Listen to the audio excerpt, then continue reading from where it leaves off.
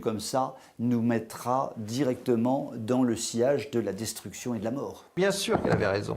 Bien sûr que quand on se retrouvait entre nous, on rigolait en disant voilà, on va dire tout le contraire devant les médias, devant tout le monde, dans nos réunions publiques. Il faut avoir parfois un peu de stratégie en politique quand on veut arriver. Donc voilà, on a le mensonge, on a l'enfumage de la société et on a la victoire.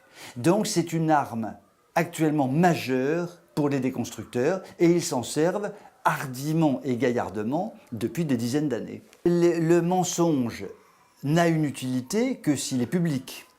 Ça veut dire que si on utilise les médias pour que les gens sachent que l'on ment.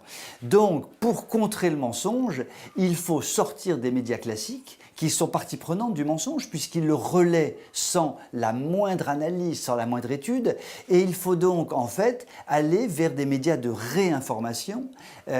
Liberté politique en fait partie, mais il y en a énormément de médias de réinformation. Ça va de TV Liberté en passant par le Salon Belge, en passant par Riposte Laïque, en passant par Nouvelles de France, et on peut en citer une tonne d'autres. Je m'excuse pour tous ceux que je ne cite pas.